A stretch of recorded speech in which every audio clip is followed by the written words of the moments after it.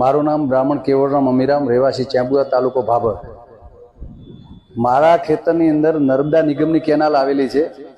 આ કેનાલના ચેમ્બુઆ ડિસ્ટ્રિક્ટ ચેનેજ 6500 થી 7150 સુધી યુપીસી કેનાલ બનાવે છે। યુપીસી કેનાલની અંદર બેન્ડ હોવાને લીધે પાણીનું વહન થતું નથી, છેલ્લા 8 વર્ષથી આવતું નથી અને માથા ભારે ખેડૂત દ્વારા એ જે યુપીસી કેનાલ કરી એના ઉપર વાવેતર કરે છે। બીજો ભાગ જે 7300 ચેનેજ છે ત્યાંથી ઓપન કેનાલ છે, અહીંયા સર્વિસ રોડ છે। સર્વિસ રોડ માથા ભારે માણસ બંધ કરી નાખે છે, એને લીધે મારા ખેતરમાં છેલ્લા 4 વર્ષથી હું વાવેતર કરી શકતો નથી।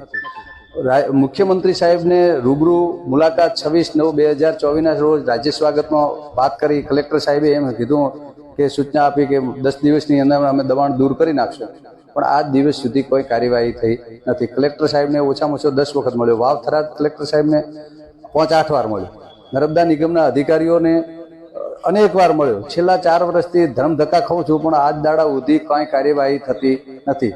તો હું તંત્રને ખૂબ વિનંતી કરું છું કે મને ન્યાય આપો, હું સાચો છું, બરાબર તપાસ કરીને એનો જે સાચો ન્યાય રહ્યો એ આપો, એવી હું તંત્ર પાસે ખૂબ રજૂઆત કરું છું। છેલ્લા 3 વર્ષથી તંત્રે આપની જે ન્યાય પ્રક્રિયાની માંગ કરી રહ્યા છો, હજી સુધી નિવડો આવ્યો નથી? ના, હજી બિલકુલ મને કોઈ ન્યાય સાચો મળ્યો નથી।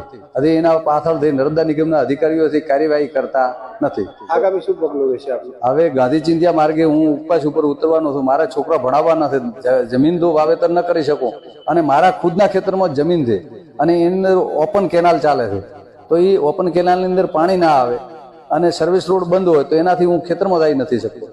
એક ખેતરના 2 ભાગ પડી ગયા છે, તો ખેડૂતને તો ખેતરમાં જવું જ જોઈએ। તો તંત્ર હજી સુધી કંઈ કાર્યવાહી કરતા નથી। તો મને મારો ન્યાય મળે એ માટે હું આપને માધ્યમથી રજૂઆત કરું છું।